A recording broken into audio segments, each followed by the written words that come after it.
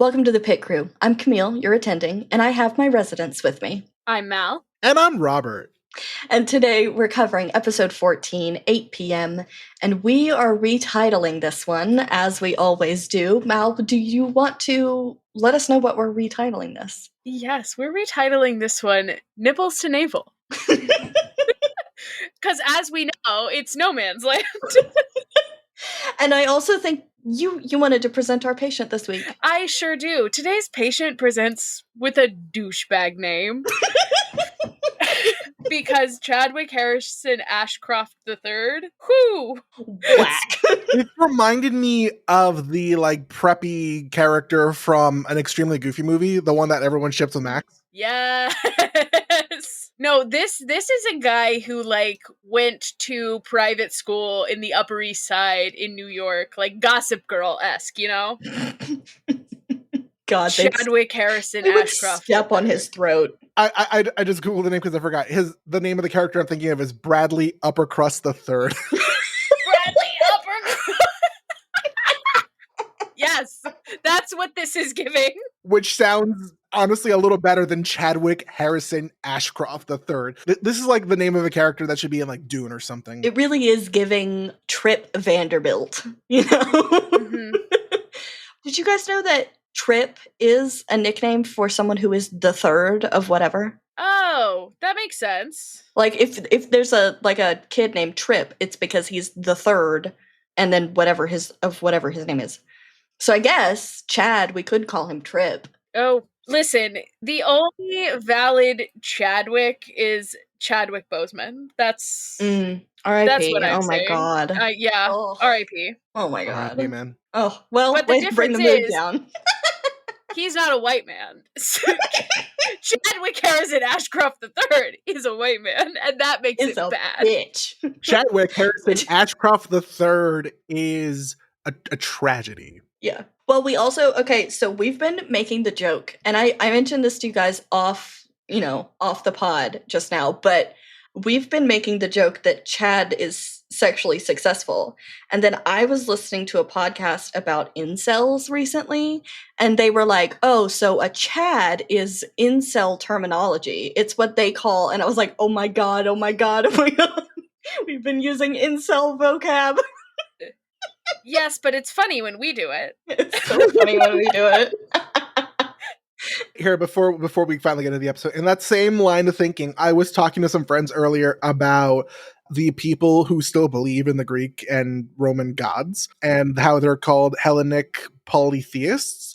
And we have a friend who's who's a scholar of the classics who walked in and was like, hey, so FYI, a lot of those people that want to bring back polytheism, they're kind of tied to white supremacy groups. I'm like, God damn it. I was just trying to be respectful and name the groups properly. And now I find out most of them are racist. Fucking no, so many things with racist ties. It's come on. Especially if you're if I'm thinking of polytheism, I'm thinking of Norse gods as well. And yeah, if I met a man named Thor and then he was like, I'm a white supremacist, I'd be like, of course you are, Thor.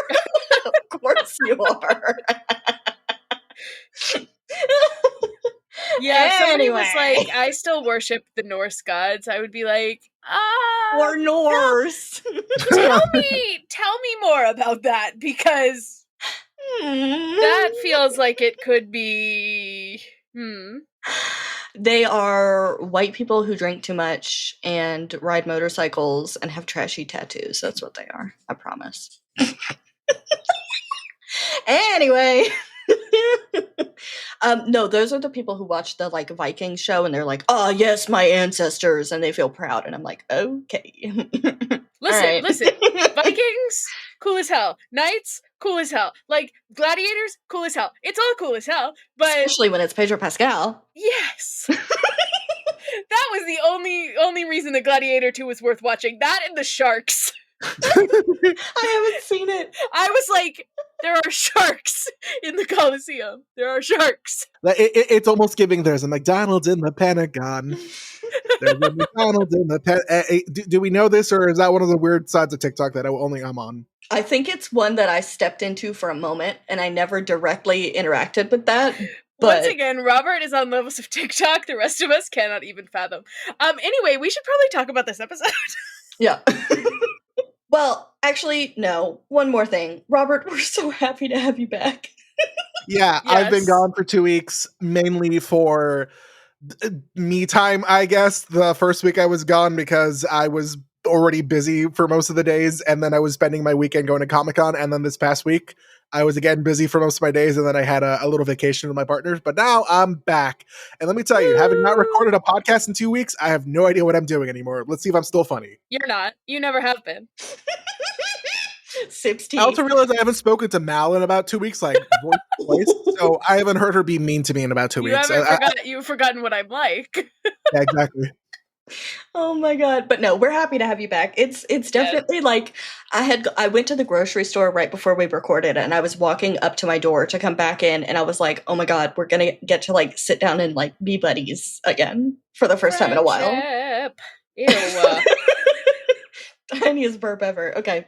Anyway, so we are right back in it. Clown Boy is basically starting to spread rumors. He's like, "Hey, did you hear the shooter's here? Oh, don't worry, they have him handcuffed." And I'm like, "Boy, shut up. The fuck?" Yeah. Like, there are so many times in this episode when I just, like, all these different characters, I just want to be like, "Shut up. Shut up. Stop shut talking. up. Shut up."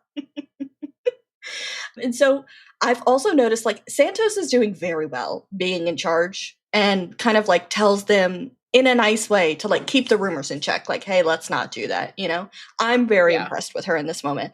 I noticed throughout this episode, this is kind of where the tides seem to start to change. Yeah. Like, the tides turn and we kind of, like, there's more anxiety from Langdon and more, like, settling into place from her.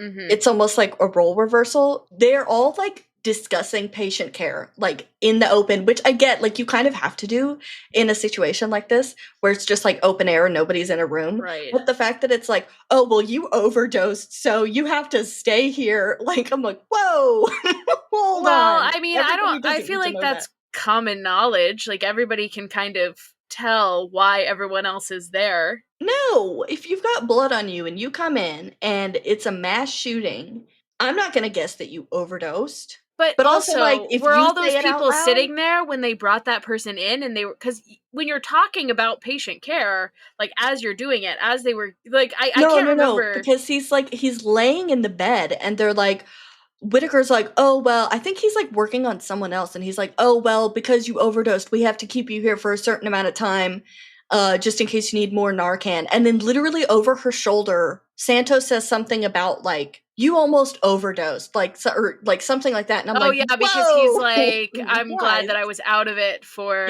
yes. the shooting." And she's like, "Well, you Yeah. almost died, so." And I'm like, "Whoa, yo." Like, Yeah, but I mean, tell I everybody. don't think that was secret from anybody who was there. Like, I think the think people if within the anybody- vicinity I know think what HIPAA- happened. I think HIPAA kind of goes out the window a little bit when all your patients are right next to each other and you're like Yeah. out loud screaming, I don't "Hey, think we need HIPAA blood for this can guy fit because through of his thing." windows.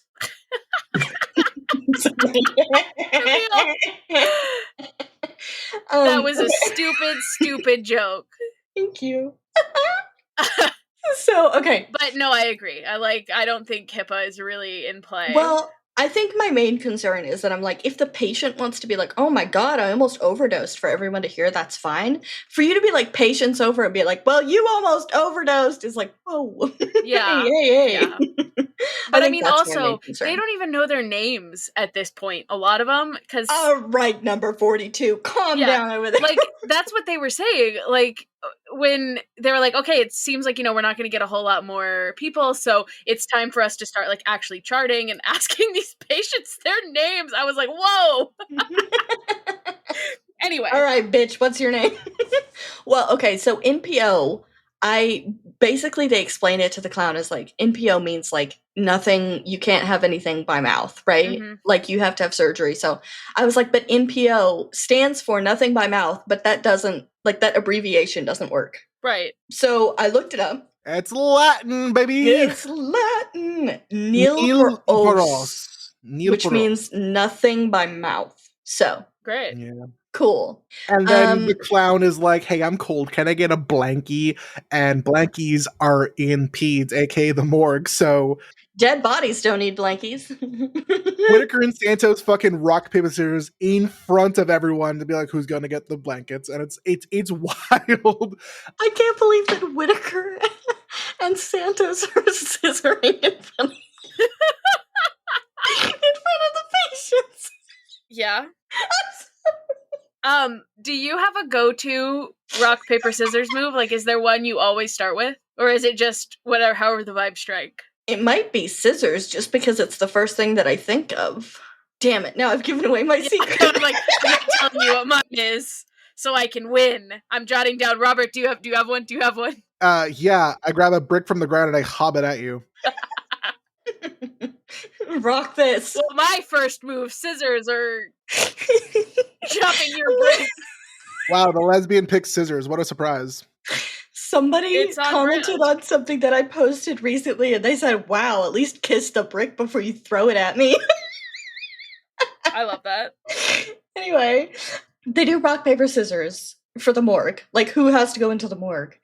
Can you imagine if it had ended up being Santos that had to go in there? She'd be like, oh, what the fuck's up? Well, it's also kind of like, oh god, Whitaker. And I mean, he ends up doing a good job, but I did not have much faith in him, I gotta be honest. But be so real, if it were Santos, she would have told everybody. Yeah, she would have been like, hey, can I talk to you about something? I saw Robbie having I just need to get like 7 different opinions. Despite Ellis asking several times, she does not bring up the LinkedIn thing again. She almost does. She almost does, but she gets she so close. Doesn't. But we'll get there. So Dana is looking for Robbie. We notice that she has taken over again as the primary RN because she's got the vest on. And I tried to find an explanation for Nipples to Navel being no man's land. So this is where, if you are listening and you are familiar with that, or you work in medicine and it makes sense to you, this is where you get to write in and explain it to us at pitcrewpodcast@gmail.com. We did have someone recently email us, and it didn't come through to us because she sent it to the pitcrewpodcast@gmail.com. It's just pitcrewpodcast@gmail.com. We did get her email. It was fantastic, by the way. Why the fuck is there a the pitcrew@gmail.com? Who got our email? Someone else has been stealing our very good medical information because they are the Pit Crew podcast. That's a HIPAA violation. That's actually my secret email that I use to let people talk crap about Robert with me. I'm just kidding. Oh my god. Okay. I love you, Robert! So I tried to find an explanation for Nipples to Navel. All I found were references to the pit and then articles about like using essential oils on your nipples and your navel for like medicinal purposes. Great. What oils are you guys putting on your nipples? Curious if I'm doing the right one. Glitter. No. What I'm assuming they're meaning, right, is that like your vital organs are all up in this area. Okay, so like if something happens there, it could be anything, and like you're just kind of flying blind if you don't have any imaging, right? I think that's what the idea is. I also think it's because thinking about the one that Abbott says, like, oh, if he was exhaling, then the bullet might have done this. Like, I also think like those soft organs they're moving around, they're squishy, so like anything could have happened. Yucky organs. Ew, yucky. Don't look now, but there's a liver in you.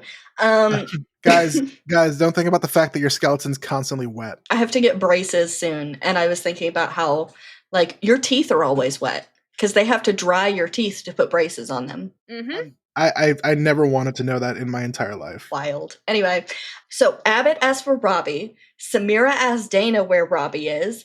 Dana was about to ask Samira where Robbie is. So Dana asked McKay, and nobody has seen Robbie. The longest game of telephone, only to result in no one has seen him. So we cut to Mel with Trish Gregory. They're in a private room now. And now that they are separate from everything and you can't really see anything, she is finally able to speak and communicate. And she explains that her husband was a wheelchair user and that they were there together with their daughter. And that she tried to protect him, but a bullet went through her arm and into his head. Oof. And I cannot imagine the survivor's guilt of experiencing something like that. No, neither can I. Especially when you're like, I did everything I could to save them and it still wasn't enough. Yeah. Like, no wonder she was so Catatonic. Catatonic. There we go. Thank you. Yeah.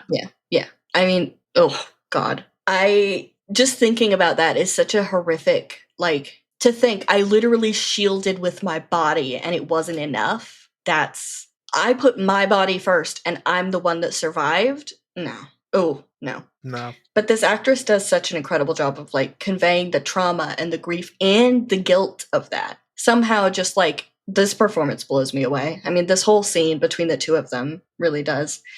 And she asked Mel how she deals with the death and carnage, and Mel says she doesn't know, which is just like, oh yeah, reminder, first day.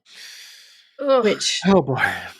Hell of a first day. But yeah, this whole scene is really heartbreaking and devastating, and it doesn't even last 60 seconds. No. It's so powerful, and it doesn't even last a minute. The storytelling is incredible. Speaking of a minute, we get a minute with Princess and Perla, and Princess mentions that she thinks the shooter is in BH2 because again, we nurses got be talking. nurses be talking because again, we got David in BH2. He's still at this point the suspected killer. There's been no evidence to prove otherwise. Yeah, and we have Whitaker walking into the morgue and finding Robbie, and Robbie is reciting the Shema. I'm not Jewish. None of us are Jewish. Okay. So I did some research, and this is again a moment where if you are Jewish, if you are of that faith or very familiar with the faith, and would like to write into us to explain more about this, we would love that. But again, we will reiterate, we will not platform Zionists.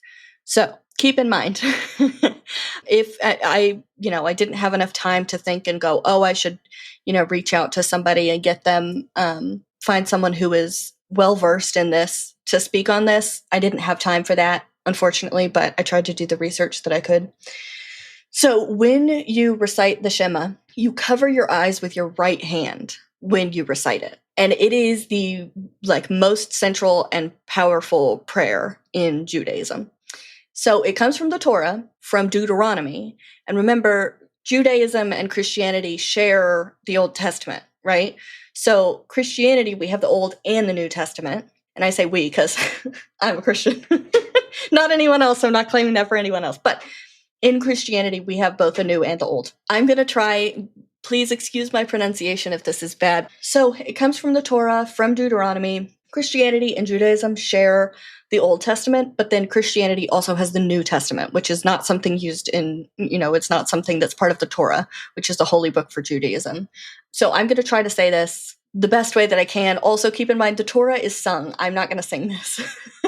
Shema Yisrael, Adonai Eloheinu, Adonai Echad. And if you translate that, it's, Hear, O Israel, the Lord our God is one Lord. And then it goes on, thou shalt love the Lord thy God with all thine heart and with all thy soul and with all thy might. So if you were raised Christian or reading the Bible, that probably sounds incredibly familiar to you. Oh, yeah.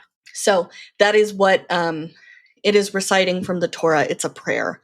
So that's what he's doing. It is basically a prayer that acknowledges a faith in one God, in your God. It is a declaration of monotheism, basically saying there is one God and it is my God. So again, if we have any Jewish listeners who want to expound upon that more, please let us know. But yeah, I thought that was very interesting as someone who grew up Christian to finally see the ties of things that we share, like Abrahamic religions. Abrahamic or Abrahamic? I think it's Abrahamic. Ooh. But it is interesting to sit down and take a moment and be like, oh, we are more similar than we think. Robbie tells Whitaker that he is needed. And Whitaker says, we need you out there, and tries to get Robbie to stand up. But Robbie says that he can't. And Whitaker says, you have to, or we're fucked. And I thought about how we talked to my friend Lex about doing CPR and coaching someone through CPR, and how they don't say you have to. Mm-hmm. They just say you can do it. And so this made me think of that. I also find it a little funny where Robbie's trying to be like, no, they need you out there. I'm like, dude, They don't need the 4th year med student. They need the attending. Like, come on. Honestly, they need both. They need all the hands they can get. So Robbie is helped up, but then he gently shoves Whitaker away. Some people really didn't like this. They were like, why did he shove him away? That's so off-putting. And to me, it just literally seemed like a give me space kind of a thing. But I do find it interesting because throughout the season, we see Robbie putting his hands on Whitaker. Like grabbing him by the shoulders, putting his arm around him, squeezing his shoulders, and like, oh, you got this kind of a thing, you know? Mm-hmm. But now when it's time to comfort Robbie, he's like, don't fucking touch me. Don't fucking touch me. It's not Robbie. Imagine he just like pushes Whitaker away. He's like, go home, Whitaker.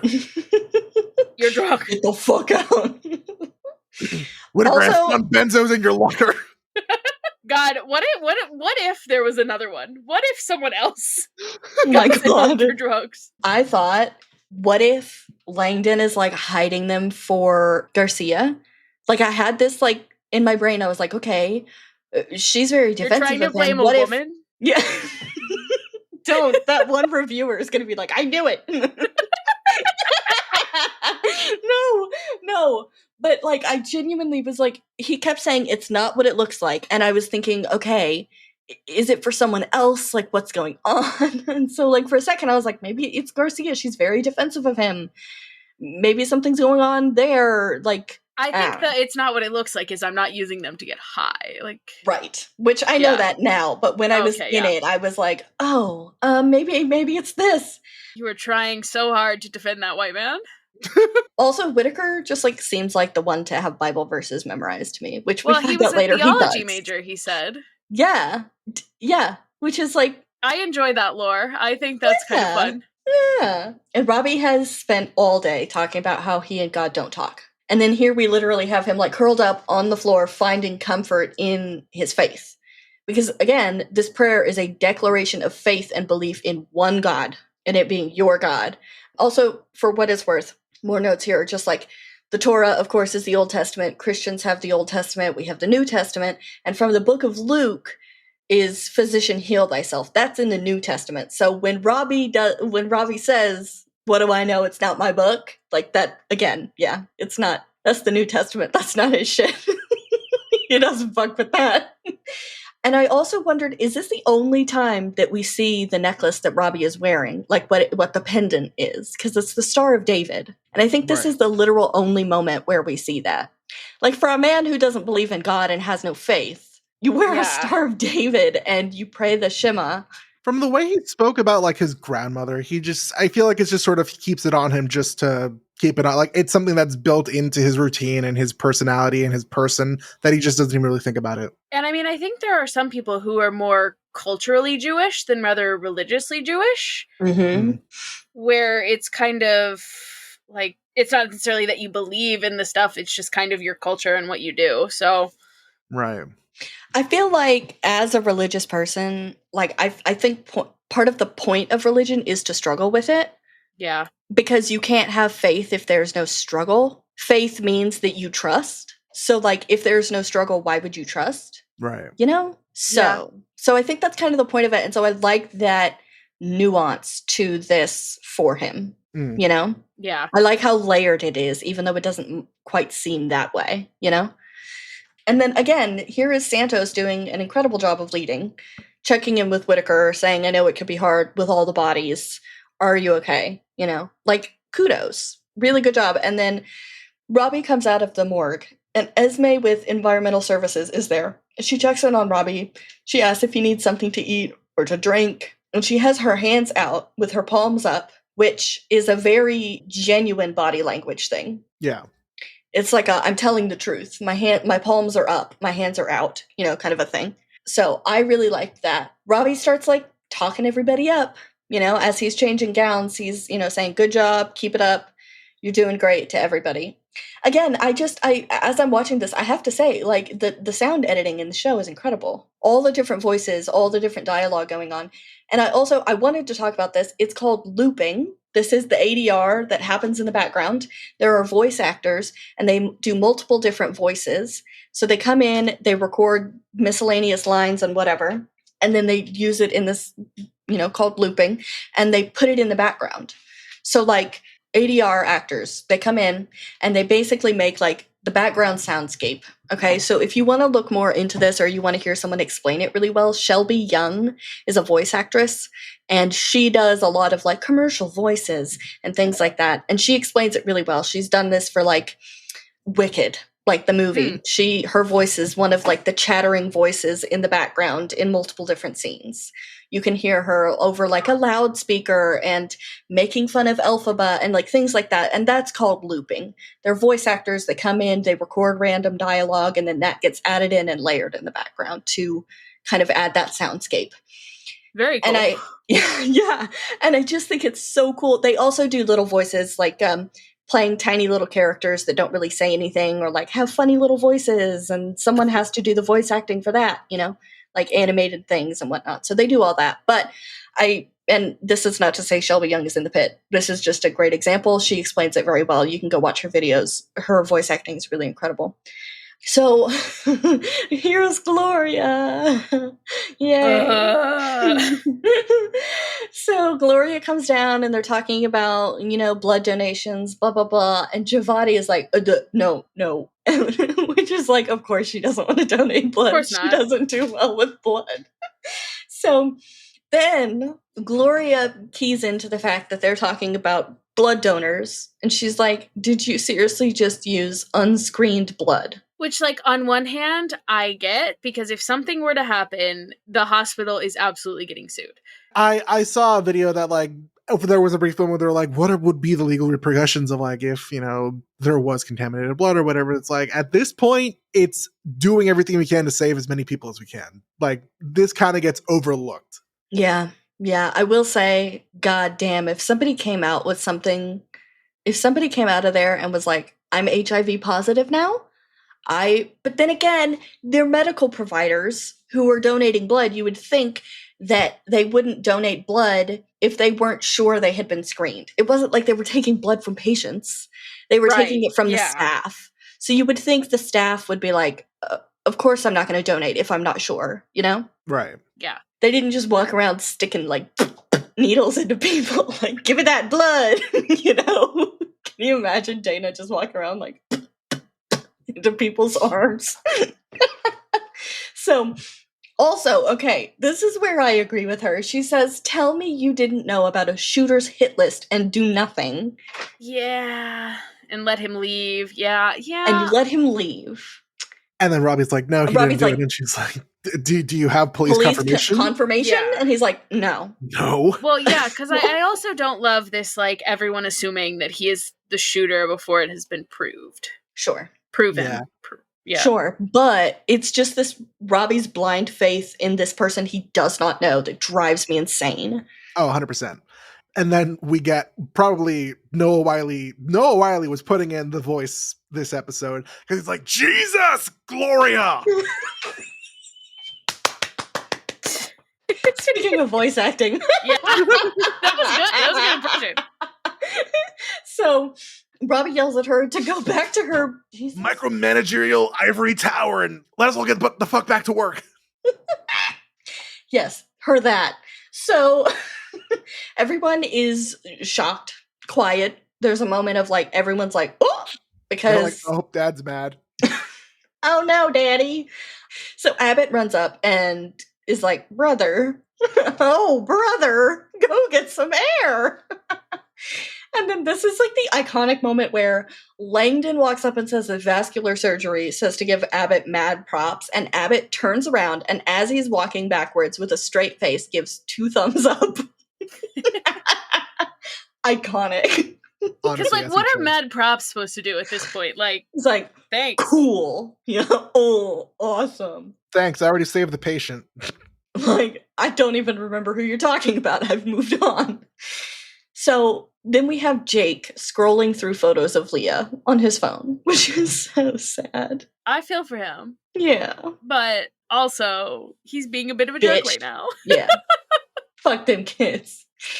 Like, your feelings are valid, but also don't take it out on the wrong people. Yeah. So Dana comes up, she gives him a big ol' hug, and she's crying. And it's hard not to want to cry, just because, like, the adrenaline is wearing off in this episode. Like, it's really starting to fade. We're all really starting to, like Like they at the end of this episode, everyone is taking their gowns off. It's just like back to business. So this episode is weird. Like the vibe is so like, oh. Yeah, I mean, guys, it's starting to get quiet. Oh fuck. No, don't say that. Don't say that. Boom, boom, boom, No, boom. yeah, it's wild because it's felt like I'm on edge for the last few episodes, and then now all of a sudden we're like, okay, we're All right, turn the exhaling, monitors back like, on. here we go. Yeah. But then it's also like it's still not calm. Like, It's still not done. It's still not over. There are still people who are currently trying not to die from getting looks at watch shot. Why'd you have to look at your watch for that? Checks notes on hand. Soup snakes. I forgot what time it is. I don't know what time. But yeah, no. Outside. It's 8 p.m., baby. It's 8 p.m. Shen, when Robbie goes outside, he's like, oh, it's pretty quiet. And Ellis is like, you can't say that. It's like saying Macbeth in theater. And I've asked my boyfriend, who both works in a hospital. When Mac listens to this, it's going to be X. You might as well just say ex-boyfriend at this point. Yeah, he's going to fucking hate me at this point. But he's both someone who works in a hospital and someone who's had experience in theater. And I'm like, what is worse, saying Macbeth in theater or saying quiet in a hospital? And he looked at me, he's like, quiet in a hospital, 100%. Never People fucking die. say that. I'm so sorry to Abraham Lincoln. That was really insensitive. To what? Abraham Lincoln, the president? What? Yes. What? Wait, what did you say? I missed it. Because Robert was like, what's worse, Macbeth in a theater or quiet in a hospital? I was like, yeah, people die. Obviously, it's a hospital. Oh, because Abraham Lincoln was... Okay, I see. For those who are not American, may not know, Abraham Lincoln was assassinated in a theater. In a theater. Anyway. So yeah, Shen says the Q word, and then they're like, oh man, you can't say that. It's like saying Macbeth in theater. And then someone crashes the car into the ambulance bay. It's like, God damn it, Shen. The kid in the backseat was found in the parking lot, and he's totally blue, aka cyanotic. Yep. Which is interesting. I'm like, oh, cyan. Yeah. Like in a printer. And he's very blue. It's giving Violet Beauregard in Willy Wonka, after she gets popped and she's just sort of blue now. Yeah, that's what it was giving. The guy who is driving the car is a Navy corpsman who has Narcan in his kit. He got shot and used it on this kid. It didn't work, so he's assuming it's benzos maybe. He got shot in the leg. He tourniqueted it himself with his belt and then stayed for a couple hours to help. He's arriving woozy. This guy's a fucking hero. Yeah, this guy is a machine. Yeah, but also like a machine that's bleeding out. He's out of it. And I love that he says sorry about the parking job. I'm like, yeah, no, it's all good. It's fine. So Nipples to Navel comes back, and Mohan asks if she's the only one that missed that day in school, and Walsh and Abbott give each other this knowing smile. And I'm like, somebody explain it to me. Explain, what's the joke? Who's the joke for? Yeah. Are they grinning at each other because this is something that you learn in the field, not in school? Is that what's going on? I have no idea. Is that what we're smiling about? Anyway. So, Allegheny County Courthouse is on the phone for McKay. And she says she's busy. Not the time. Yeah, it's not the time. She's busy. And then they're like, oh, you have a visitor, less than 3 seconds later. And it's her dad, Brad Dourif. Grandpa McKay. So this is actually Fiona Dourif. This is her dad, Brad Dourif, playing her dad in the show. So if you look at them, you can realize that, yeah, they look a lot alike. And also, Robert, you want to tell us who he played famously? He played Chucky, the killer doll Chucky. I didn't catch this the first time around because I didn't clock who the actor was. So when he spoke the first time I watched this show, I'm like, oh yeah, that's just, McKay's dad, whatever. Hearing him now that I know that he's the actor who plays Chucky, I'm like, all I hear is Chucky. I don't like horror movies, so I don't know what Chucky sounds like. Nope. And I'm glad because I don't hear it and I don't want to. I had a friend growing up who this was a friend who was a boy. This was when I was in kindergarten, first grade. So, but he would come over and we would go to play whatever. And he would always make me put all my dolls away because his parents had let him watch Chucky. And so he was terrified of dolls. Jesus. It's hey, maybe don't let your kindergarten, first grader watch Chucky. That's insane to me because I wasn't even allowed to watch Pirates of the Caribbean until I was 15 or 16 I wasn't even allowed to watch SpongeBob as a kid. That shit was sacrilegious. And I have to say that because I know Robert will make fun of me. You know what? I will say there is an episode of SpongeBob that scared the shit out of me as a kid. And it was the one with Nosferatu. Nosferatu. Which is, a thing that Mal doesn't understand because she's not cool and she didn't watch SpongeBob as a kid. Yeah, why was Nosferatu in SpongeBob? You had to be there. You had to be there. It's Circa terrifying. 2000 or whatever when that episode dropped. You had to be there. It was so scary to me. That, and then the creepiest, other than that, the creepiest episode is the one where he goes somewhere and they don't, it's like the last stop on the bus or whatever. And he's like, I can't understand what you're saying. Anyway, yeah, there were some really creepy episodes of SpongeBob, okay? Let's just be very clear. Chucky could never be scarier than SpongeBob. And also, okay, so first of all, he's here for Harrison. Harrison is named after his father. Yeah, he has his dad's middle name. I just noticed that. Oh my god, yeah. He's there for Harrison. Anyway, douchebag junior. Oh no, Harrison is sweet. So he's there for Harrison, but also he just walks in and seems pretty chill. And so I wonder what he did or does for a living in the show. We don't ever find out, but I was like, was he a doctor? Who's to say? Yeah, there's is that why no McKay panic. wanted to be? Yeah, I'm like, is that why McKay wanted to be a doctor? What does she say to him on the phone? I can't remember. Do we see her conversation with her dad? It's just like, hey, can you come pick up Harrison? It's gonna get wild at the hospital, something like that. Okay, so he doesn't really know what he's walking into, but he also might have been watching the news and knows that there was a shooting, and because old people watch the news, I don't know. Remember, they did say it was gridlock out there, so I'm sure he'd know something happened. Yeah, I'm just amazed he found parking. It also doesn't look as bad as it did at the beginning of the mass casualty. Everyone has sort of cleared. There's still a giant puddle of blood on the floor, but a lot of the patients have gone off to their wherever they need to be. Yeah. Mohan then gets the incoming trauma, which is the Navy corpsman who is bleeding out. And we now see Langdon kind of coming off of this high of having a constant flow of work to do. And he doesn't interfere with Robbie and Mohan. He doesn't go into the trauma bay, but he doesn't really know what to do. It's just this uncomfortable, looking around, what do I do? What now? And so he asks Abbott, and Abbott is like, oh, you can check in with Ellis in South 15, I think. And then he walks in, and at the, Jinx, you owe me my job back. What do we got with Santos? Yeah. He's like, whoopsie daisy. It's very funny to me that they both say the exact same thing. Oh my god, I know. Because they are twins. They are the same. The anxiety of seeing the two of them together, though, literally makes my chest tight. Oh, it's this moment of oh, fuck, oh, fuck, oh, fuck.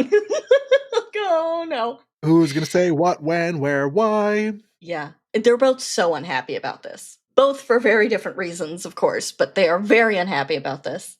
And we cut back to just the general area where Lupe, who, remember works in administrative and is helping to identify victims, she recognizes the guy in the trauma bay as being the first casualty's brother-in-law. Because remember, they've already notified the first casualty's wife that he's passed away, and she asked about her brother. This is her brother that has come in. Yeah.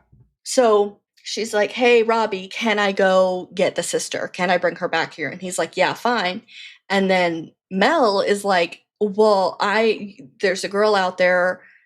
She, her mom is back here. Can I go get her? And he's like, I can't spare any doctors. So Lupe is like, give me all the info. I'll go do it for you, which is very kind. And we go back to the cyanotic patient with Langdon and Santos. And I just did anybody else notice that the warmth in this episode, of the image of this episode is super cool? I did everything not, is but I believe very you. blue.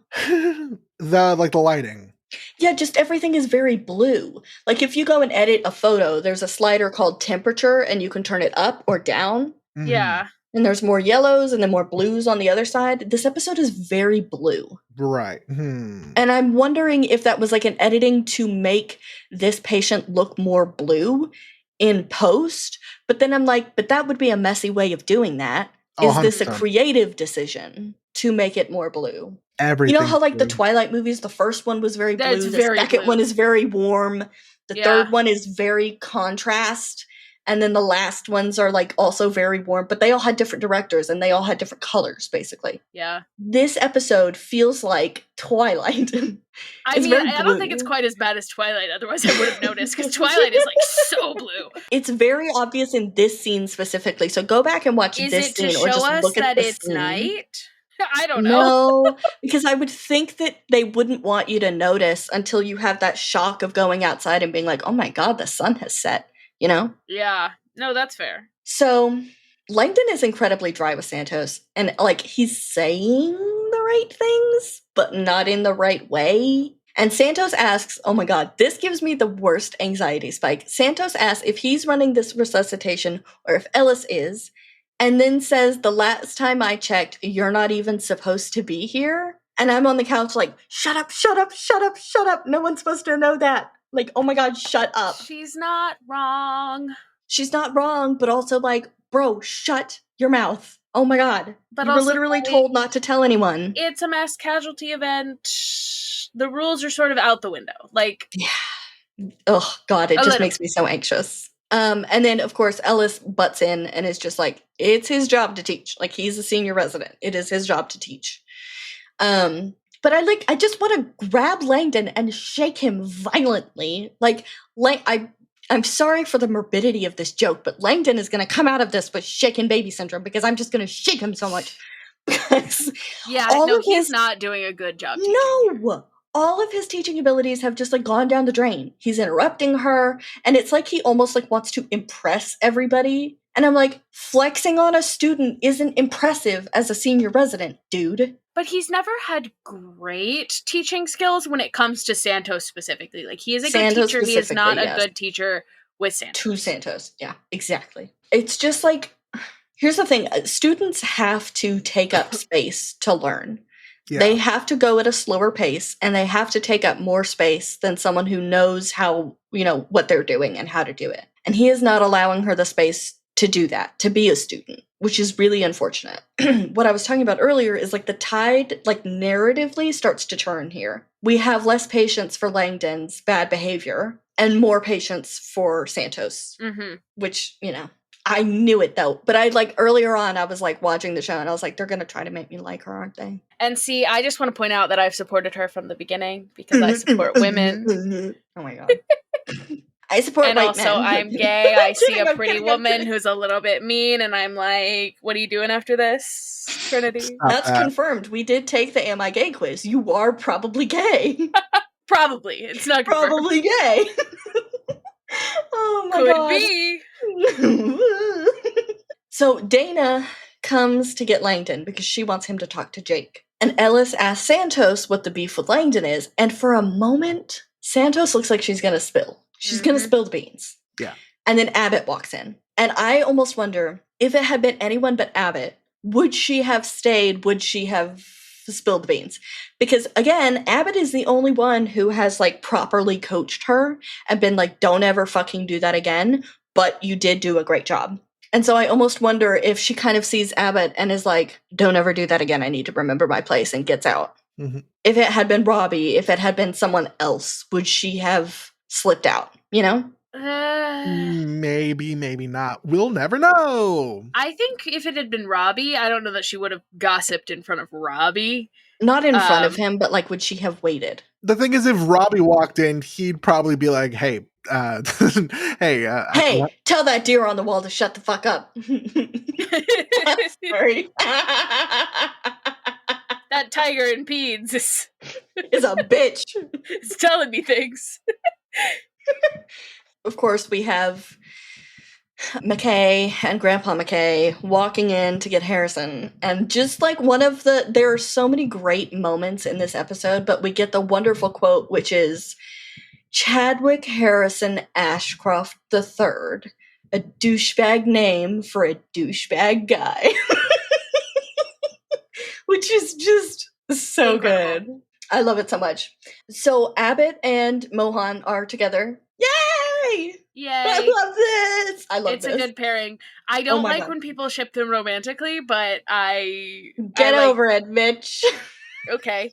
I don't think anyone in the pit should be shipped romantically, except for maybe Santos and Garcia. I was like, that's bullshit, because Santos and Garcia. Listen. I Garcia is not her direct superior, so it's less weird. I could ship Abbott with almost anybody. This patient is asking for Vinny Rivera, which is his deceased brother-in-law. And he doesn't know that he's deceased, but he's asking for him.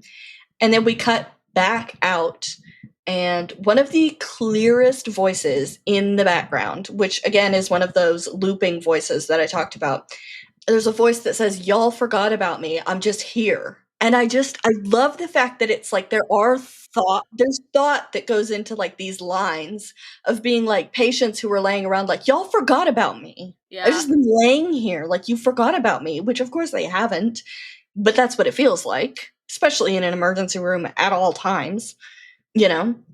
Yeah. And then Langdon comes to Jake and offers him coffee, but he says it's not coffee, it's bourbon. And Jake kind of has a little like, oh, and he's like, honestly, they all deserve a little drink, to be quite honest. Not that I advocate for like drinking to numb the pain or anything, but like, or giving alcohol to minors. That's probably the worst part of that. But I'm just like, mentally, it's probably not the best to rely on alcohol in that way. But I'm not here to judge. Listen, Venmo me $5 and I'll send you the video of me and Mal watching this episode, because I'm pretty sure that at this moment we both went, oh, oh, that's not. And then we were like, oh, thank God.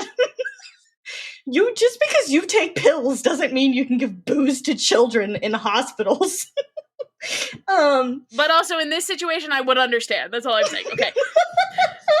Here you go, warm up. So he basically starts talking to Jake and is like, if Robbie couldn't save Leah, nobody could. And this is wonderful that Robbie gets to witness this conversation happening. I really do like that Robbie gets to hear that people have faith in him.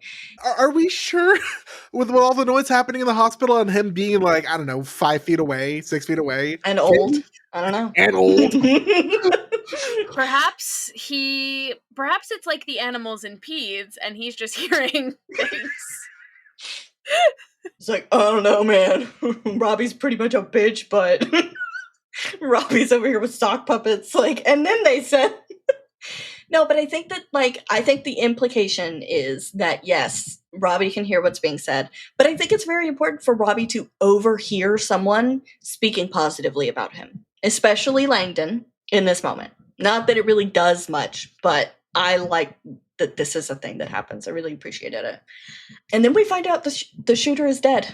Yep. Committed suicide, found in the bushes near the river, had a bag of ammo and an AR-15. He died an unnamed, unimportant person who should not be recognized in any way.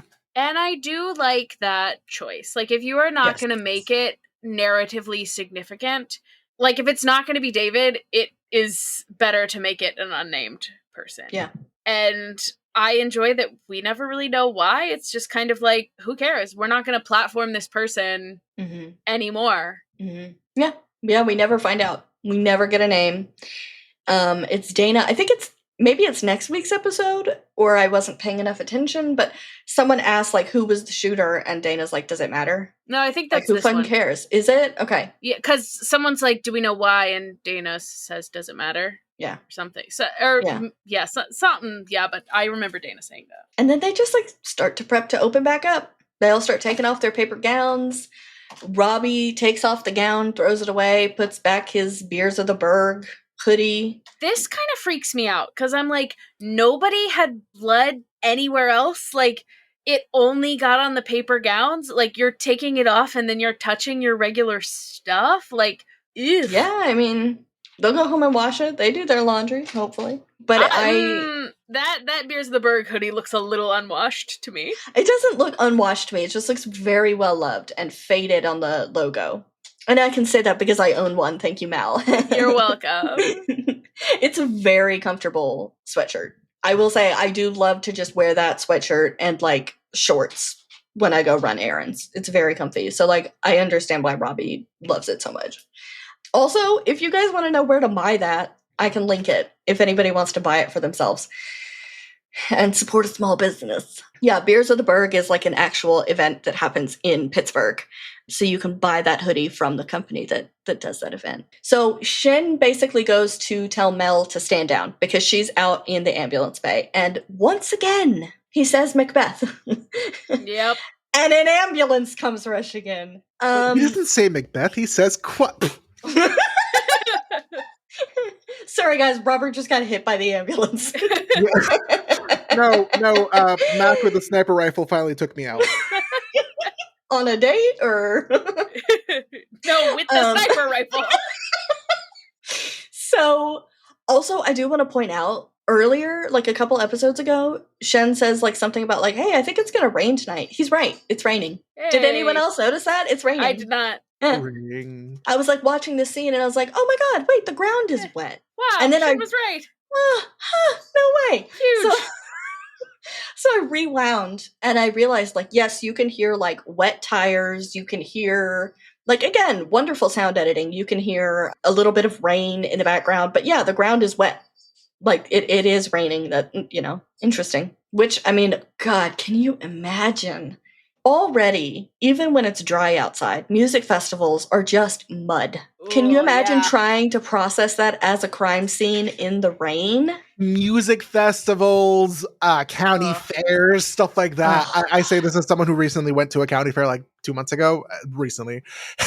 And it was a bit of a doozy to leave because it hadn't rained, but it got like a little humid and like a little watery, and then the mud was muddy, and I was like, oh, getting out is difficult. The mud was muddy?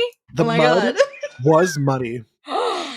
I went to, I think it's called like Midtown Atlanta or something like that. Midtown Music or something, to see Bruno Mars years ago. And the mud, it was a dry day, but it was in the middle of the summer in Atlanta.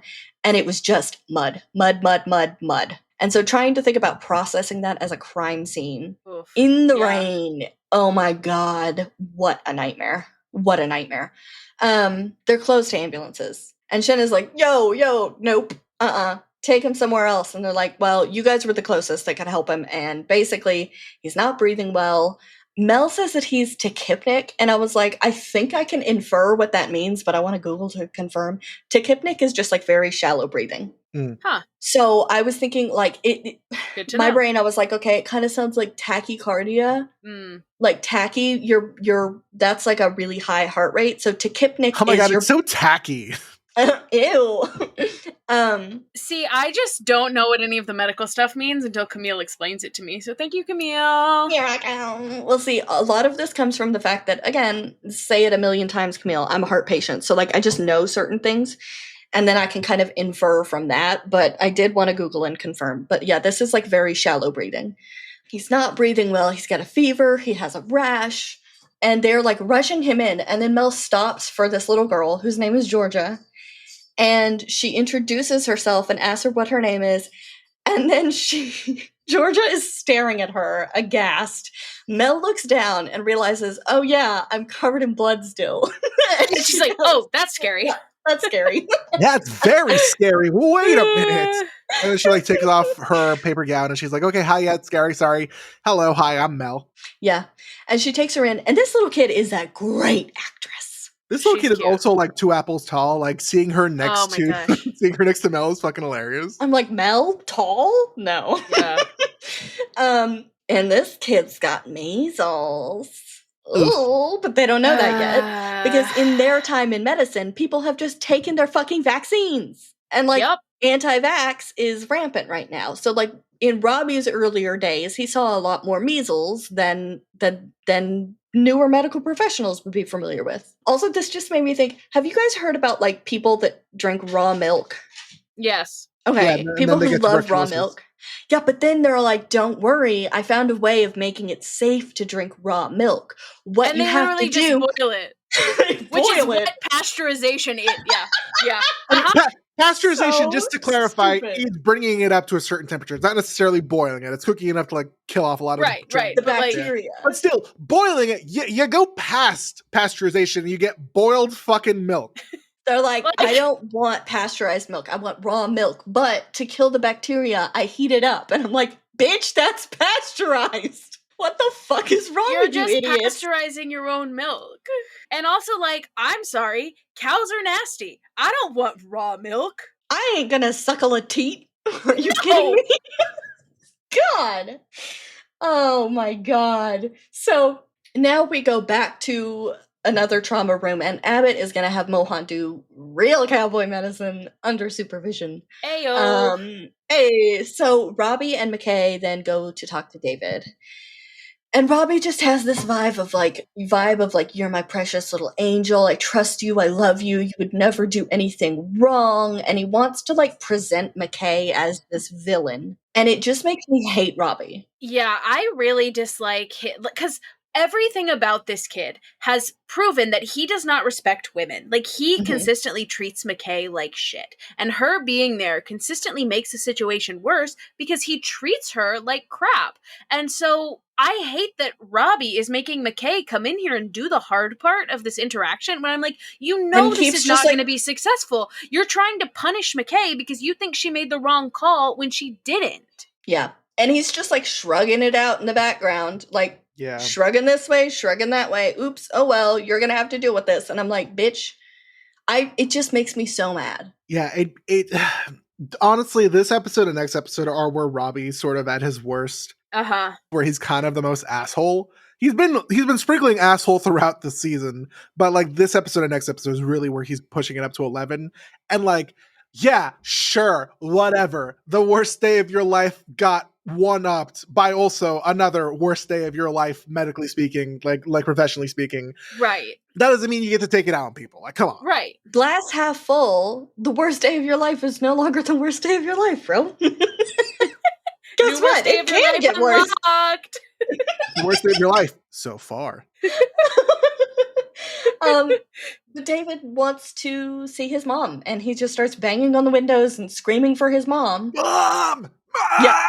God, it's just the like emotional and it's just the immaturity here that drives me crazy. Yeah. I mean, like he is unwell.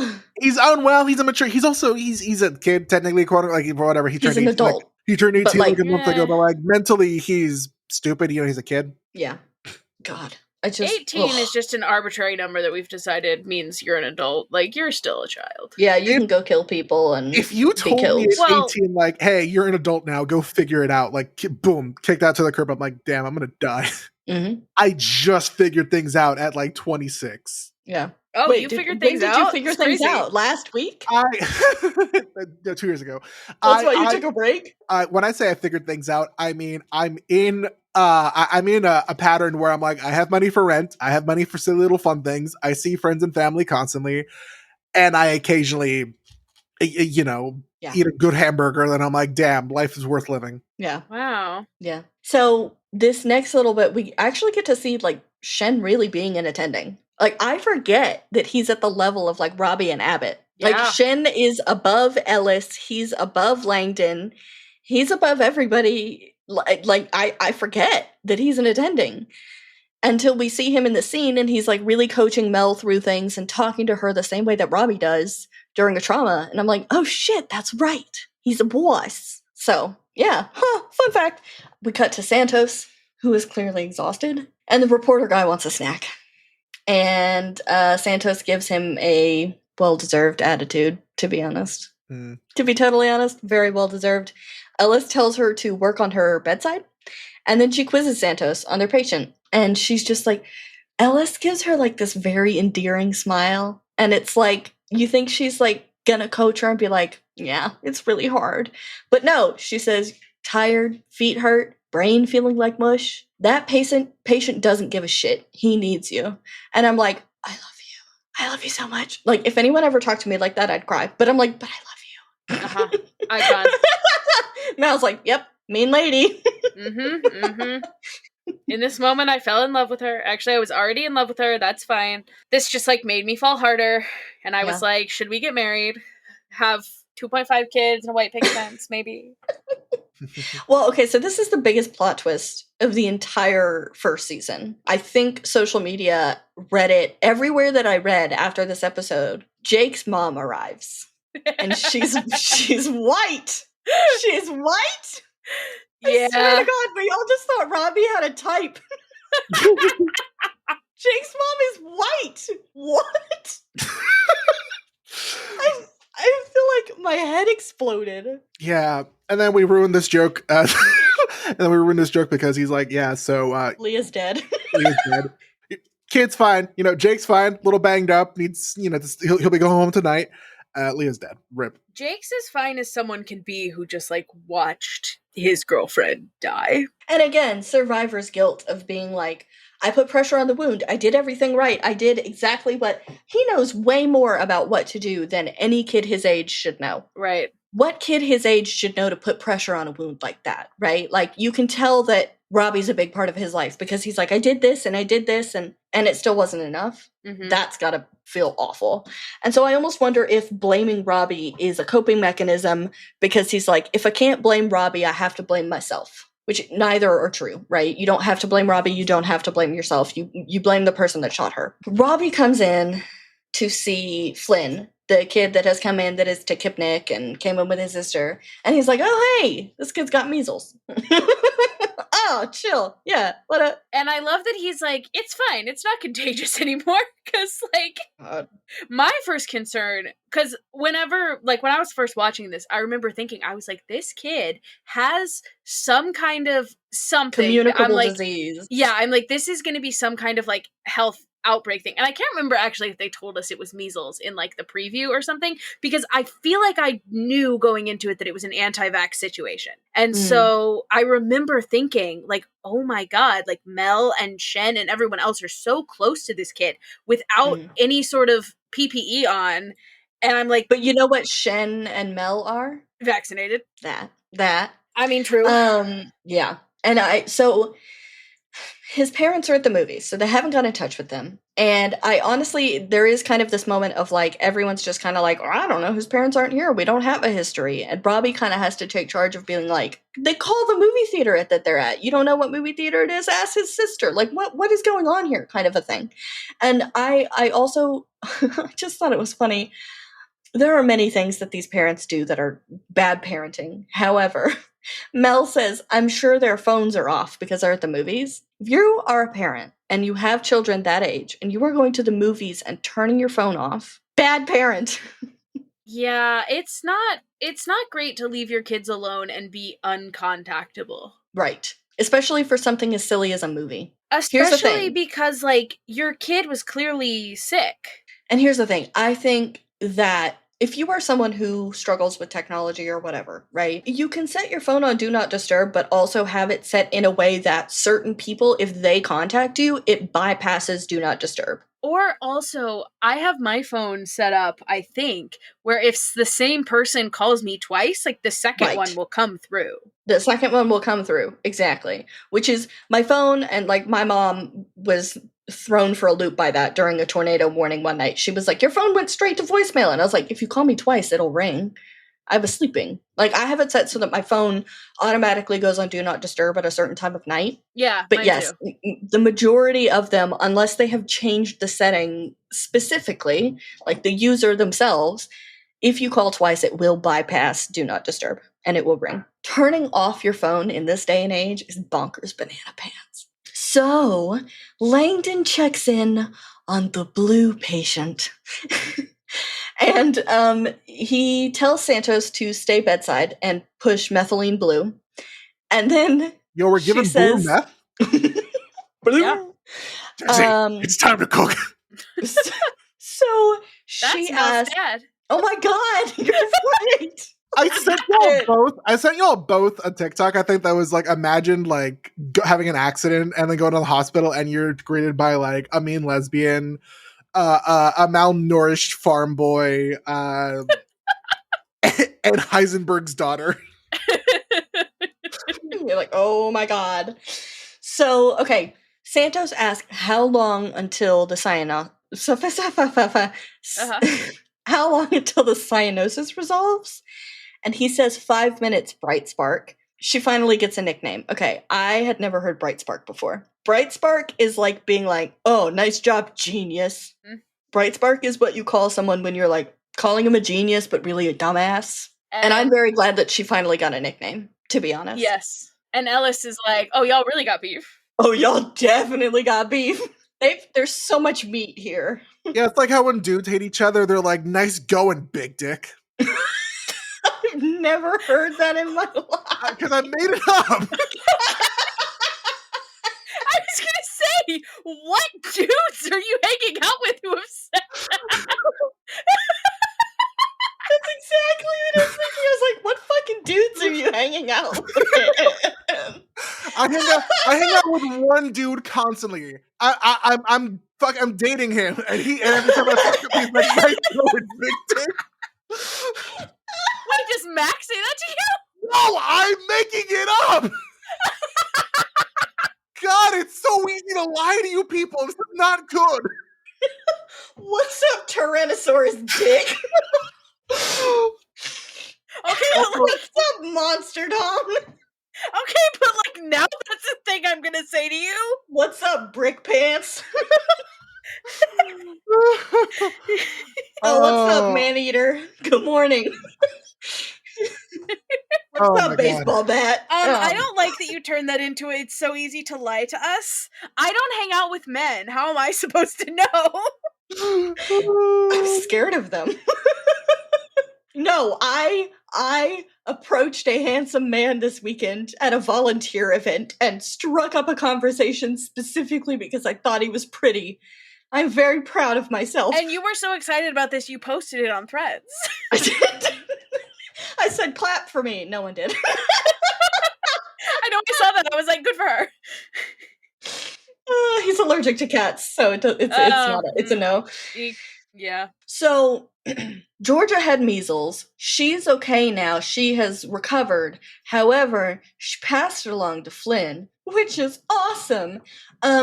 Robbie says that he's kind of in this perfect area for having something called ADEM, which is what it's abbreviated as. Does anybody want to try to? I put it in the notes. Does anybody want to try to pronounce it? Okay, go ahead. Acute disseminated encephalomyelitis. Hey, nice job. Thank you. We did it. I was going to say, go ahead, Robert. I can read. I'm not trying. I can't read. My name is Jared. I'm 19. So I looked it up. The exact cause of ADEM is unknown, but it is thought that the infection triggers your immune system to react abnormally. It's usually in kids. It only happens once unless you don't take steroids long enough. And from the National Institutes of Health, this says the most severe cases of ADEM are called radiological as acute hemorrhagic encephalitis and acute necrotizing leukoencephalitis. Those are words. These monophasic cases may have a mortality rate of up to 30%. Antecedent infectious illness also determines the prognosis. When cases of ADEM occurred after measles infections, the prognosis was much worse than other infections. In general, 50 to 80% of patients fully recover after a single episode of ADEM. About 25% of children hospitalized require intensive care admission, with a mortality rate of 1 to 3%. Adults have a higher frequency of intensive care unit admission, longer hospitalization, and poorer recovery, higher mortality. Long-term focal neurological deficits are uncommon and seizures are rare. Cognitive impairment is reported in up to 56% of children after an ADEM. Ooh. Bonkers. It kind of sounds... I mean, like multiple things about this made me think of like chickenpox, in that like you only get it once unless it doesn't clear up properly, unless it's not treated properly. And then also like it's more severe in adults than it is in children. Like this seemed really similar. So if anybody listening is a healthcare provider and is familiar with that and wants to be like, hey, Camille, nice observation, that would make me feel better. I'm kidding. If anybody wants to chime in on that, that would be great. So Trish Gregory's daughter, aka Mal's former classmate in real life, she arrives, and she's led away by Mel. And then honestly, oh my god, this next scene is straight out of a romance novel, I swear to god. I swear to god, because Giavatti is like, Mateo's like, here, sit down. No, this is good. This is good. This is so good. Mateo's like, here, sit down. And she's like, what? Why? And he gives her a juice box. And she immediately feels like she's kind of being made fun of because it's like a juvenile thing. Like, oh, he's giving me a juice box.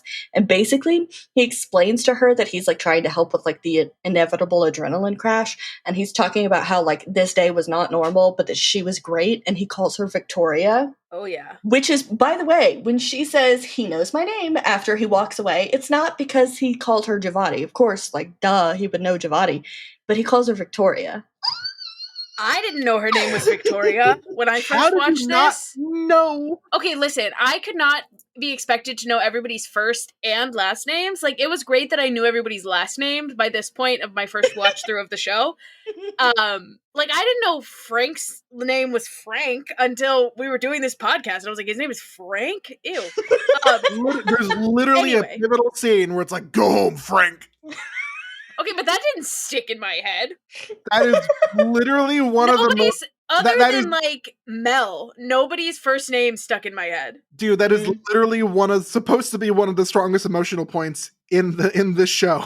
Fuck the addiction. I Frank. still don't even know what Whitaker's first name is. Dennis. Oh, okay, I did know that. You know what Robbie's first name is? Mike. Michael. Michael. Okay, yeah. Mike. And then Jack Abbott, Trinity Santos, Samira Mohan, Cassie McKay. That was another one. Cassie took me a long time because I was like, who is that? What about Victoria Javati. Garcia? Yolanda Garcia? You know that from fanfic, don't you, bitch? I was like, I read all the fanfic and I think that was her name. I'm so bad with names. So yeah. What's Dana's last name? God. Oh my God, what is Dana's last name? I thought Pop quiz. I don't know. Evans. Evans. God. Okay. See, and do Perla and Princess have last names? I don't think that we learn. Mm-mm. Okay. Unless somebody wants to pause and zoom in on their badges. Yeah, I can only be expected to know one name at a time. So like when you're calling people by first names and last names at different times, like I just What's Donahue's first name? Donnie Donahue. That's not a joke. That's real. His parents hate him. Okay, Poor guy. so anyway, wonderful, amazing, chef's kiss. I love that. That is straight out of a romance novel, which everyone at this point now knows that I love. So, hey, if you listened last week, you know now. So Walsh comes into the trauma bay and she's pissed that Mohan and Abbott are doing a, quote, banana pants procedure. I fist pumped when she said banana pants when I watched this episode. Because you say banana pants all the time. You said it earlier this episode, and I clocked it. I was like, okay, Walsh. I didn't know her name until I'm reading it right now in the notes. I say it all the time. So I loved that she said banana pants. I think at the time I was saying more often bonkers banana pants, and then she said banana pants, and I was like, I feel so validated right now. And then Abbott says that they don't have time to wait for her fancy pants machine.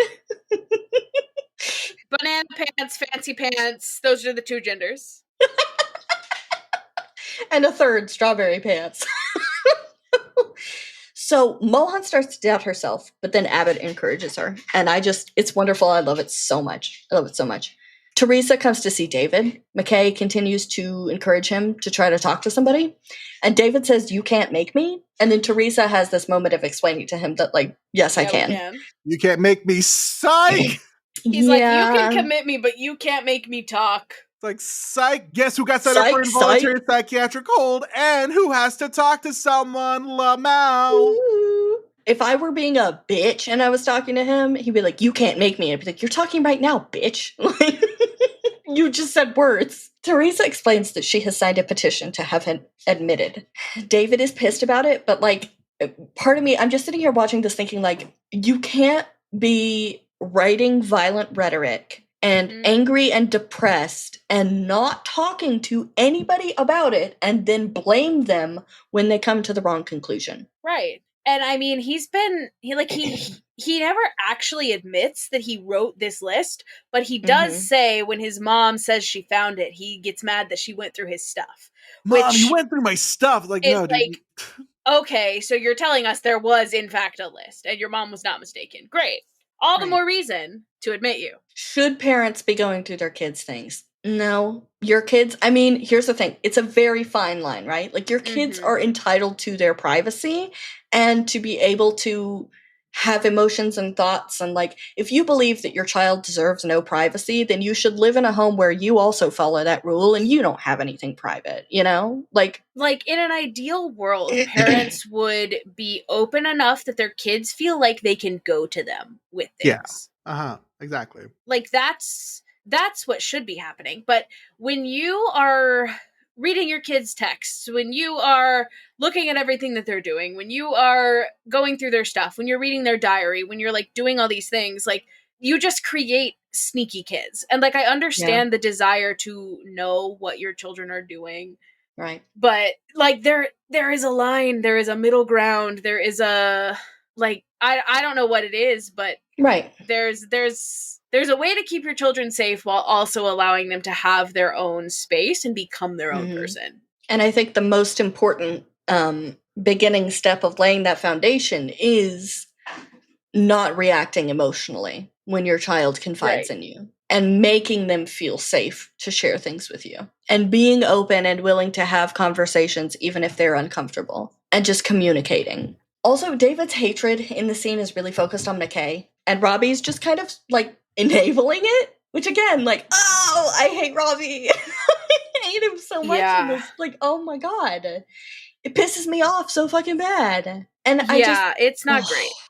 And then they exit the room, and Robbie says that McKay is the one that made the police tackle him and handcuff him, which is insane, because she wasn't fucking there. She was saving lives, you bitch asshole. Like, what the fuck is wrong with you? God, I just, like, throughout this season, Robbie has proved to McKay that her doubt in men to do the right thing and to be safe is valid, you know?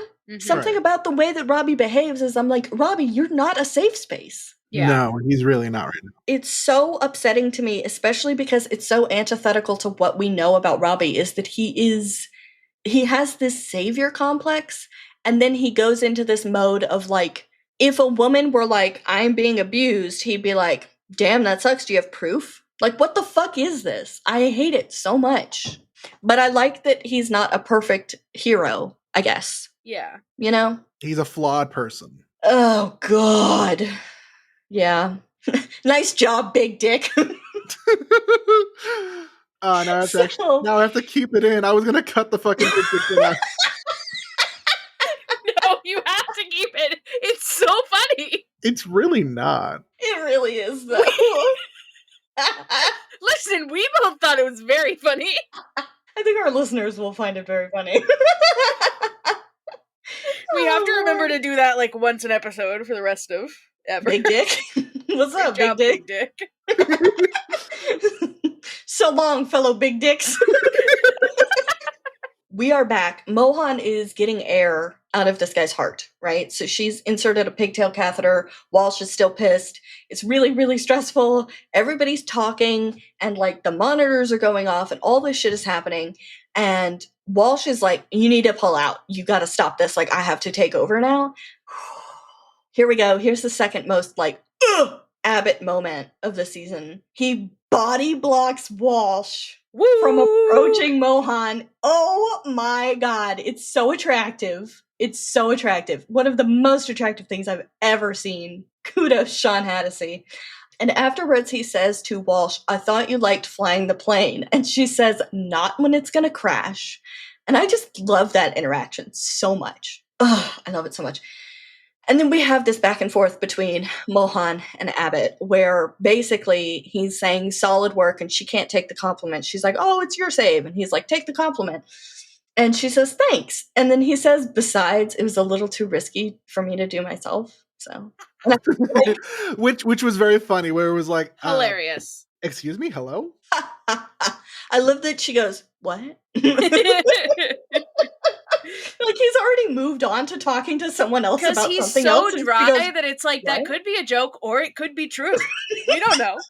Somebody was like, I took it as, like, he's been in trouble enough that this could be the thing that gets him fired. And I was like, nah, I think he's just flirting and he's very dry. Being a being a jerk about it. So I was thinking about how Mohan says, like, he showed her a case study from somewhere. And I'm like, did the writers of the Pit just like Google obscure like medical case studies? And then they were like, how many of these can we put in? Because this is not the first time that someone has been like, well, actually, if you like read these studies, because I feel like Santos maybe also brought up like a study during one of her crazy little like cowboy medicine moments. Like, they're just out here doing stuff. And I just want to know, like, where did these things come from? I think that's your continuing medical education. I think that's your CME courses. You just have to be constantly in the loop and learning new things, which is unfortunate because I'm like, you should also, just be resting when you're not on the floor practicing medicine. Maybe don't have to be constantly clued into your career. That sucks. But this blue patient that we have gone back to, he's awake now, and his name is Max. Mal and I both have little brothers named Max. Yes, we do. And honestly, I don't know about you, Mal. I'm sure you'll agree with me. If anything happened to my Max, I'd kill somebody. Yeah. Yes, absolutely. Also, you might be like, wow, Mal and Max. Surely you got called each other's names. Yes, all the time. We also had a dog named Macy growing up. My other brother's name is Marshall. Oh, no. And my father's name is Mark. So, should I be giving out my family information like this? Probably not, but... And your mom's name is Mom. Oh my god. My mom's name is Mom. My mom's name is Mom. Crazy shit. We're Eminem. Santos insists that this overdose with Max could not have been an accident. She does not think that it was poppers. And we have this interesting moment where Langdon asks her what caused the overdose. And like somehow, for some reason, his whole affect has changed. He has chilled the fuck out. Like, I don't know what to make of him in this episode. Yeah. This episode and next, he's mood swingy. Yeah. He's all over the place. Oh my god, I'll dream about any and everything, right? Anything I'm thinking about. I dreamed probably like last night. Oh my god. I'm remembering more about the dream. I dreamed that the very first episode of season 2, Langdon gets injured while trying to receive a patient from a helicopter, and that he's still on drugs. He's back from rehab, and he's still on drugs. I feel like you're getting your ER plots mixed up with your PITT plots. Yeah, and I haven't even watched ER. And I've been reading a fantasy book for the past 2 days, so I don't know why I'm still thinking about the PITT. You're always thinking about the pits. The PITT. The PITT. Hey, I've got 2 of them on my body. In it, the PITT. No, you have more than that, because you have armpits and you have leg pits. You have knee pits. Don't ever call them that again. They're very soft. I actually was touching my knee pit yesterday, and I thought, oh my god, it's why? Really soft. I don't know. It's very soft. Feel yours. No. Yes. No? Mine are very soft. Mine right now are a little bit sweaty because I haven't had my AC on because we've been making a podcast. Oh. Mel reunites the Gregorys, and she comes out, and you can just barely see the way that her face is like crumbling as she's closing the door behind her, and she's crying, and it is devastating and heartbreaking. And she has this moment with Robbie where he says that she should never apologize for feeling something for her patients, and basically says, you're a rock star, and I'm really glad that you're here with us. You did great, And she feels Mel is very much a words of affirmation girly, because she loves when she gets things right, and when someone is like, good job. We see it from episode 1. She answers a question right and fist pumps. Like, she loves it. She needs that. And so she finally gets that affirmation that she needs, and it's very helpful for her in this moment. And now we meet Georgia. Well, we go back to Georgia and Flynn, and we meet their parents. So Georgia and Flynn, of course, are not vaccinated against measles. Because why would they be? Yeah. This is such a sensitive... Modern medicine? Yeah. This is such a sensitive topic for me, because it's interesting how people are so pick and choosy with the modern medicine that they believe in.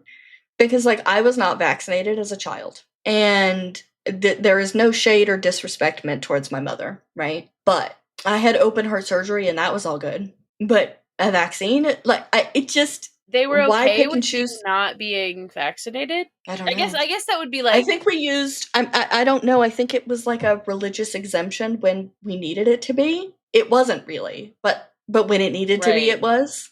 right, And as it often is. so unfortunately, this woman kind of seems anti most modern medicine because she doesn't even want to do a spinal tap. She calls it poking holes in her son's spine, and I'm like, guess what, bitch? Your spine is full of holes.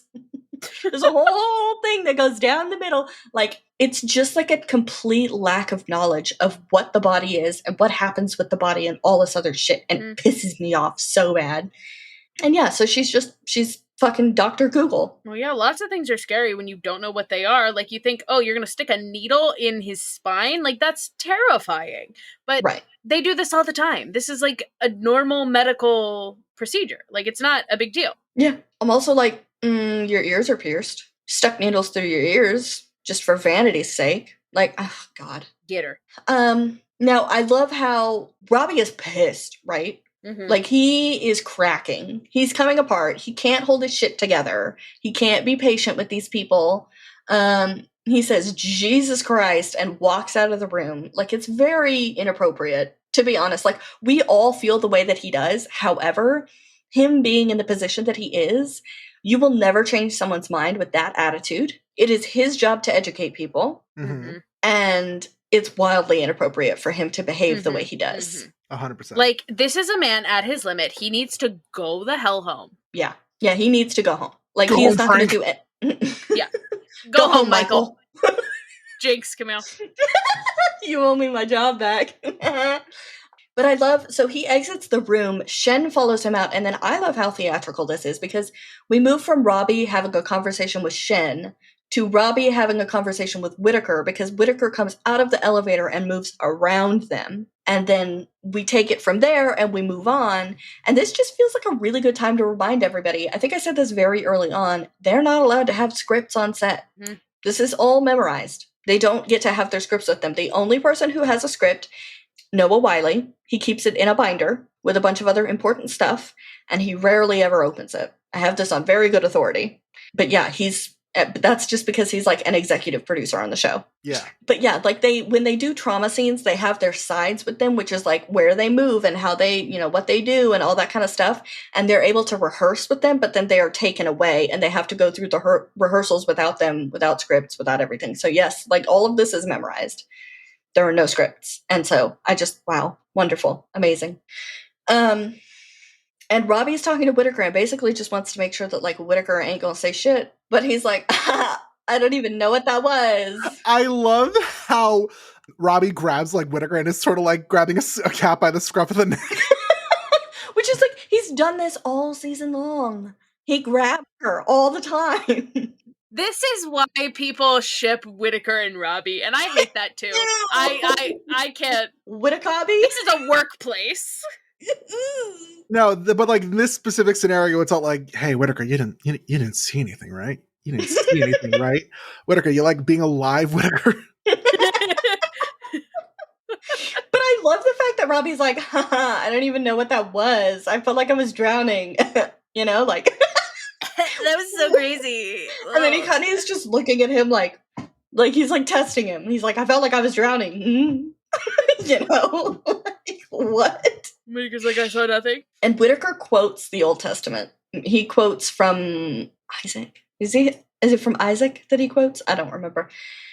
But Robbie says that he's not sure if he believes in God, especially on days like today, which is such an interesting moment of like finding comfort in faith, even if you aren't sure of it, which again, as a religious person, that's kind of the point to me, is that you still revert back to it. And this is like where we actually start to see day shift kind of being like shuffled out the door. Like, oh, we got it. This is easy. Go home. You can go home. Go home, Frank. All good.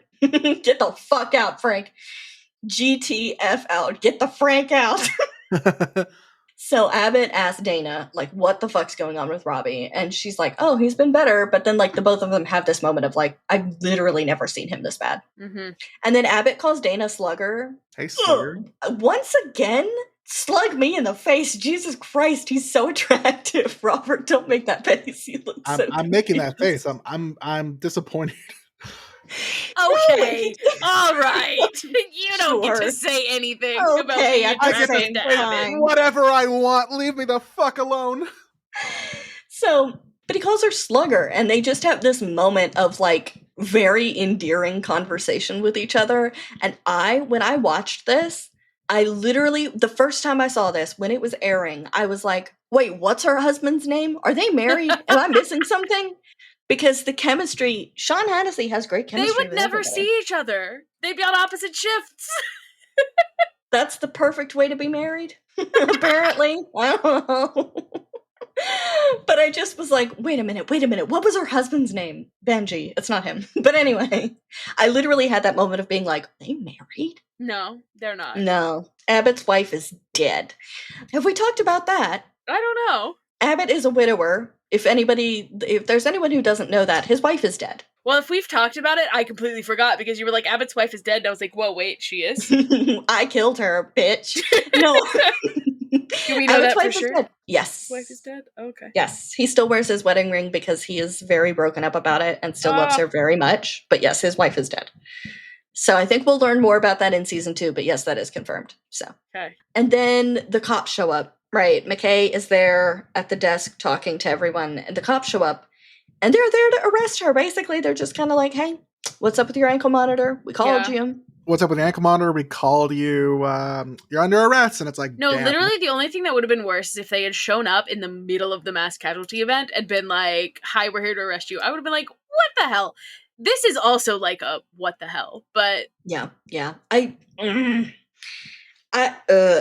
don't like I have so many conflicting feelings about this. Because, like, I get it, but at the same time, no one even hears her out. Nobody, like, I'm like, y'all know the context. Y'all fucking know what just happened. Y'all know that this is the hospital that would have taken all the patients, you know? Yeah. Like, stop acting clueless and like none of that matters. That is why our justice system is so goddamn broken, is because it likes to play like it's all black and white. And it's not. Everything is gray. 50 Shades of Gray, one might even say. Ooh. Thank you. That is where our episode ends. Everybody jumps to her defense, and once again, Camille's like, Abbott! As you should. So attractive. Honest to God. Boy, oh boy. Yeah. Y'all have any other thoughts? Guys, we did it. We have 1 more hour left in the shift. The shift is over, bitch. It's been over. You know, we have one. Okay, so here's the thing. Here's what we'll talk about now. I have ideas as to how we can spend some time. So this is for the listeners. Let me know what you'd be most interested in. I have some followers on Instagram that I could reach out to about, some people who work on the show, which we'll definitely want to talk to them. But if there were kinds of doctors that we could talk to that you guys would be interested in listening to, let me know. I know I've spoken with an abortion provider who is interested in talking to us, just kind of about general stuff. I could try to see if there's like an immunologist that would like to speak with us. If there's anything that you would like for us to talk to, or anyone you could think of that you would like us to try to talk to, let me know. Let me know, and I can try to make that happen. You can send it in the comments. You can put it in an email, pitcrewpodcast@gmail.com. All that good stuff. Yeah, help us come up with some ideas, because, again, we have 1 episode left, and then we're going to have 2.5 months before there are any new episodes of The Pit. We need to shoot our shot and try and get people on the show on this podcast. Yeah. 1 hour left in the shift? Yeah, we said that weeks ago. That's like saying Macbeth in the theater. Oh, no. You're going to break your nose if you say 1 more hour left in the shift. Every time you say it, there's another hour. Can't say 1 hour left. Like, we're going to have to bleep every time we've said quiet. Can't say anything. Well, if that's all, then so long, fellow losers. The PITT CREW podcast is created and produced by us, Robert, Mal, and Camille. It is edited by Robert. You can find us on TikTok, Threads, and Instagram at PITT CREW Podcasts. If you'd like to support our other projects, our socials are linked in the show notes. Our art is by Rand Pacoca, and he can be found on Instagram at Rand Pacoca. All patient questions and concerns can be emailed to pittcrewpodcast@gmail.com. And this isn't a Taco Bell, but we do appreciate a 5-star rating and review wherever you get your podcasts. Be sure to schedule a follow-up appointment with a nurse before you go. See you next time.